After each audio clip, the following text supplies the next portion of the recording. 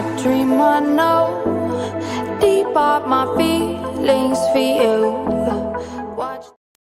Hello reality viewers, welcome back again to Reality Latest Gist, the home of news and politics.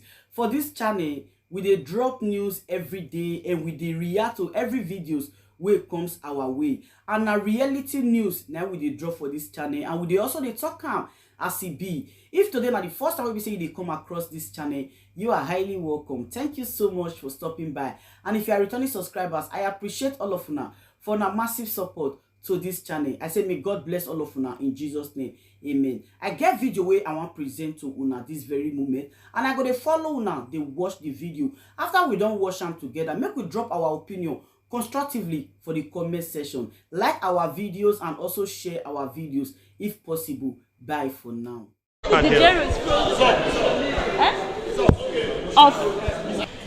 To start with, if that application were frivolous or vexatious, the court would not even want us to move it, and they tried to even prevent us from moving the application. The court said, you can't do that. This application is before me. It was filed since 2019, but that application constitutes the very fulcrum, the very substratum, the very linchpin of the entire criminal charge and criminal proceedings against Nnamdi K. He is being tried here on certain counts, and the court continuously refused to grant him bail on the ground that the earlier bail granted to him, he jumped it. That application shows that Section 15 of the Extradition Act must come into play, which is that Nnamdi K left Nigeria involuntarily when they were about to kill him and found himself abroad, before he was renditioned back forcefully in a most gruesome manner under torture on the 26th of June 2021. That application shows from exhibits MNK 1 to MNK 8 the circumstances under which he escaped from Nigeria, not jumping bail.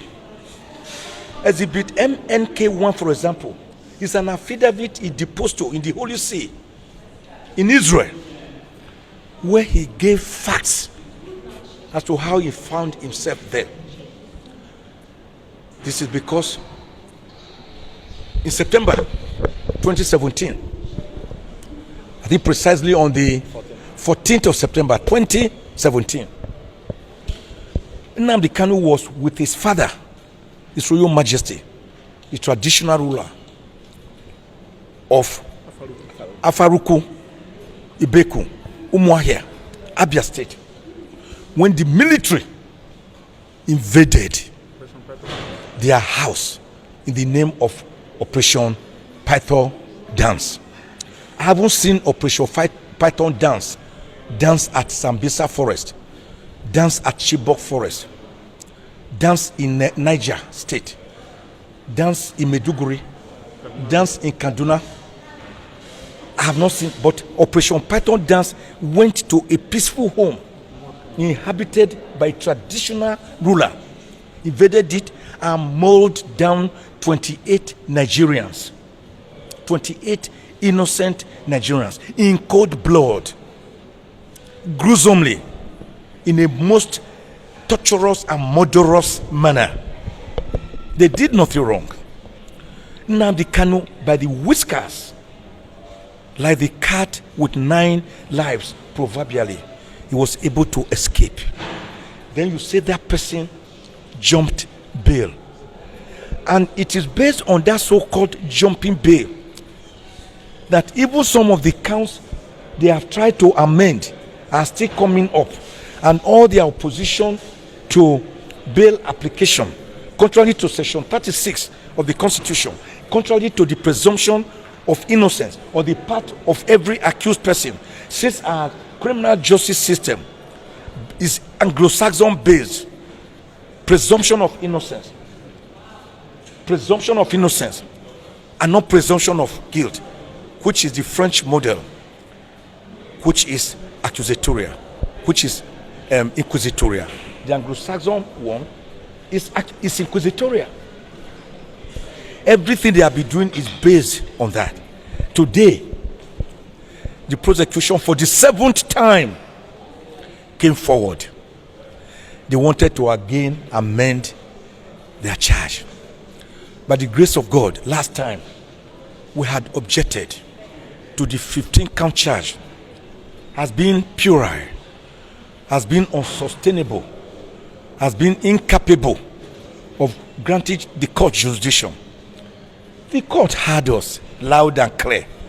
During the last adjournment date, the court struck out 8 of the 15-count charge, leaving only 7. He said to them to lick their wounds, and come back quietly today for a trial. Yesterday, at 2:32 p.m., less than 24 hours to the hearing of today, they came back again with a so-called proposed amended charge. Amended charge number 7. And I told the court, you cannot carry out trial by ambush. This is the 7th time you are doing this. You are federal government. You have all the equipment, all the implements, all the facilities at your disposal. How come you cannot prosecute a simple case like this? That each time we are coming to court, a day before the court, you will dump on us. You saw the huge bundles. Each of them is as fat as a portmanteau or a briefcase that they dumped on us. I, speaking honestly as a Christian, have not even looked at the amended charge, not to talk of the documents they attach, which are bundles. The client, the defendant, Nnamdi K, does not even know what they are coming with. And guess what? Instead of the 7-count charge that the judge left on their own volition, they removed one again and brought only 6 counts, no longer 7 counts. So we beat them back again with bare knuckles. They brought only 6 today. Then I told the court, the way to go about it is that if they want this count, a plea to be taken. I mean, a plea has to be taken because this is a totally new charge. They changed many of the wordings, many of the sentences, and as quickly observed by my learned friend here, because I have not even seen them. Justice is not a one-way traffic for the prosecution alone. The Supreme Court, through Justice Oputa, said it is not even a two-way traffic for the prosecution and the defendant. He said justice is a 3-way traffic. Justice for the prosecution or plaintiff, justice for the accused or defendant, and justice for the general public, members of the public, the society, which is watching, as all of you were in the court watching. Can justice be said to have been done in this case? If so, is it manifestly seen to have been done? That is the question you will be asking yourself. But what they have always done in the name of trying to prosecute the defendant is to try to overreach us, try to ambush us, and today we resisted that ambush. And again, the court saw with us. I said, you can't do this. You continue to say, under the ACJA, the prosecution can always amend his count as many times as possible, even on the date of judgment. ACJA, for God's sake, is an inferior law subject to the Constitution of the Federal Republic of Nigeria. It is a mere act of parliament. The Constitution is the ground norm, the font origo. In the hierarchy of law, it is the master law. That is why I regard the Constitution as the Oba, the Eze, and the Emir of our laws. Other laws like ACJA are inferior laws made by National Assembly. They are like ballet or district heads So what happens when there's a conflict between these laws like AJA and the Constitution? The Constitution tells us, Section 1, subsection 1, say this Constitution is supreme. Supreme. And then it goes on in Section 1, subsection 3 to say, if any other law is still consistent with the provisions of the Constitution, that other law will be void to the extent of the inconsistency. So each time they mount this AJA, who the judge from the bench today observe has many contradictory provisions. In fact, the AJA, if you look at it, almost forgot the Federal High Court. They now first started saying FCT High Court before they remember Federal High Court. It should be Federal High Court before FCT High Court or any other court. Now, that any provision in AJA must bow to Section 36 of the 1999 Constitution, which gives fair hearing to an accused person. And what is fair hearing? The Supreme Court tells us that fair hearing includes fair trial. And that the two doctrines, the twin pillars of natural justice must be observed. One is nemo judex in causa sua. No one must be a judge in his own cause. The other one is audi alteram partem. You must hear the other side, which is why God gave Adam and Eve a fair hearing in the Garden of Eden, even after seeing the sins they were committing, being omniscient, omnipresent, and omnipotent. Now, what do we see? Nnamdi K is being denied of basic facilities that allow for a fair trial. We lawyers cannot liaise with him and have interaction, pretrial conferences. And that was why the judge called the director of legal services today. I said, give them a conducive place and environment for them to carry out pretrial conference. The small room where they allow us to come into, with our shoes be removed, this barrel be removed, everything up to your pockets, up to this my handkerchief removed, everything removed. You don't allow me to take in a paper. You finally bring Nnamdi K for us to discuss. What are we going to discuss without a single paper, without allowing us to talk with him, without showing him the charge? Not only that, the rooms are fully bugged and they shot themselves in the foot because in the amended charge proposed, which I forced them to withdraw today. Oh, by the way, they were forced to withdraw that amended charge. So it became as dead as dodo, died on arrival. In that amended charge, you will see some of the proof of evidence, some of the documents where they put pictures of lawyers who went to consult with Nnamdi K. So nothing is secret. There can be no fair trial when you are listening to the discussion between a lawyer and his client, in spite of the relationship which is uberima fidei, utmost good faith, banker, customer, clergy, congregation, accountant, client, doctor, patient, lawyer, client. The relationship is sacrosanct, must be observed. Sure. That is one. Two, you are talking about try.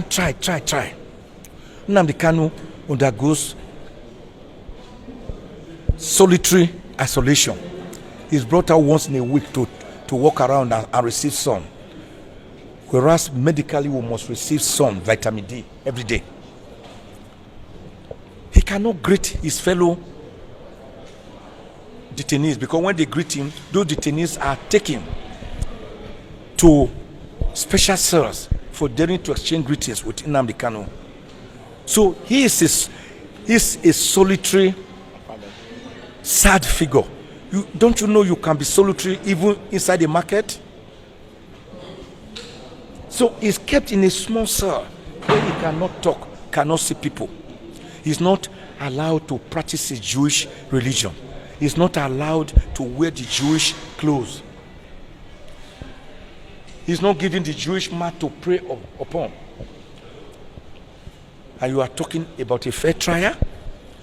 the food that you used to give to him, you are not giving him the right quantity. You are not giving him proteinous or nutritious food. He's sick. He has begged and begged. We all have begged and begged to allow his own doctor come and give a second opinion of his illness. You are not allowing him. We are complaining about too much potassium in his system. You are not allowing another medical doctor. His father-in-law will come and look for him. You are not allowing him. I, the leader of the team, the lead counsel, I will want to see him. You will disallow me on more than 3 occasions. I've only been allowed to see Nnamdi K in detention only 2 times. Me, at times I will now call the director of legal services, call all of them to help out. What manner of trial? So we have brought it to the attention of the court. So the application therefore moved today is at the root of the entire trial. When we succeed in it by God's grace, you will see that this trial is dead as dodo. And by the way, even the 7-count charge, after we forced them to withdraw the proposed amended 6-count charge, even the 7-count charge that now remained, we have again appealed against it to the Court of Appeal. And they are going to see, as we saw in FRM versus Saraki and Saraki versus FRM, where some counts were where the Saraki had been discharged and acquitted by the Code of Conduct Tribunal, and they appealed, and then the Court of Appeal discharged him on some and retained some. He further appealed to the Supreme Court, which quashed all the counts. The 6 counts or 7 counts remaining now cannot even remain, because each of them is symbiotically and umbilically related with the 8 counts that were struck out. You are saying Nnamdi K made a statement. How? Where? You didn't put the locus, the place where he allegedly made the statement. Under the Federal High Court Act, when you are charging a person under an act, you must state the place where the person allegedly committed the offense. Where did he commit the offense? If it was in the spirit world or underground, you tell us. If it was in Afghanistan, you tell us. Do you know why? They tried to run away after we had beaten them back in an earlier charge where we said, you say he made a statement in London. This court does not have global jurisdiction extensively up to London. They now thought that by removing London and just saying he made a statement, they didn't know they had run into more murky waters. Where did he make the statement for? Nowadays with this technology, where I can be speaking and will be speaking with a female voice, because they will give me a female voice and you will dress me up in female clothes. So that is where you are saying that somebody made a statement from a place unknown, and that the statement led to people demonstrating in Nigeria and then leading to mayhem. I hope they will be able to bring up to, Nigeria is a country of 250 million people by last projection. I hope they will be able to bring at least maybe 50,000 witnesses who will say they were made to demonstrate because of a statement allegedly made by Nnamdi K. I hope they will be able to. If they cannot, I'm afraid that even going to the merits of this trial, they will just be wasting their time. So the best thing is for this court to discharge and acquit the defendant, allow him to go in peace, and allow the federal government face more important things of insurgency, corruption, anger, hunger, abject penury, lack of infrastructures, fuel scarcity, diesel scarcity, education collapse, ASU strike, lack of mutual respect, lack of social justice, lack of egalitarianism. These are critical issues that the federal government should be facing. Not for a young man who is saying, if you are seeing me continuously as a dot in the cycle, and you are not respecting my rights, and you are not allowing Gowon's 3 R's, reconstruction, rehabilitation, and reconciliation, which were enunciated in January 1970, when the Civil War ended, and General Philip Effiong handed over the mantle of surrender on behalf of the Biafrans to General Olusegun Obasanjo on behalf of Nigeria. If you are not allowing us to at least be a part of your security architecture or apparatus, if you are not allowing us to be president of Nigeria after Aguiyi Ironsi, who only ruled for 6 months, if you are now allowing us to even be ordinary vice president, apart from Dr. Lesekweme that was vice president to Aliyu Shehu Usman Shagari, then let us go in peace. It is recognized self-actualization, self-independence, self-determination is recognized by the International Covenant on social and political rights, the rights of indigenous people, the International Human Rights Declaration of 1948, the African Charter on Human and People's Rights. Self-determination is not a crime. So that is what this young man is fighting for. He hasn't carried guns and ammunition. We saw IPOB marching on the street, blowing whistle, wearing green beret. We want a Republic of Biafra. How is that amounting to treason or treasonable felony or offenses close to treason? What have you done about Boko Haram that are killing people, even in their bedrooms, raping women, wives, mothers, daughters, in men's farms, where our streets have become unsafe? What have you done about it? What did you do about kidnappers, armed bandits, and Boko Haram, challenging the sovereignty and sovereignty of Nigeria, planting their flags in many local government areas in Borno State and Niger State, and giving passes to people before they can pass through, imposing taxation? What did you do about it?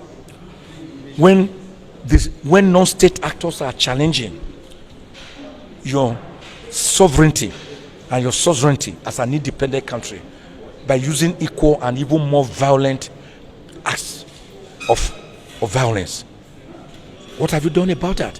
Why is it this young, white, gray-haired man, who is as innocent as a dove, that you are deploying your arsenal? The trial is coming up today. Now you can see that they have blocked all the streets, so kilometers away. Over what? Over a young man who never carried a gun for one day. In all the charges, you never say you saw him with a gun or even a knife. No, none of them. None of them said they ever saw him coming on the streets. Even on that military, we were on the streets demonstrating, telling people, come with us, come along with us. Myself, Chief Ganifa, me and others. Even the military still permitted us at times to demonstrate. They didn't charge us with treason or treasonable felony. Then this is a democratic setup. Hello. Finally, let me say this. Abraham Lincoln, it was.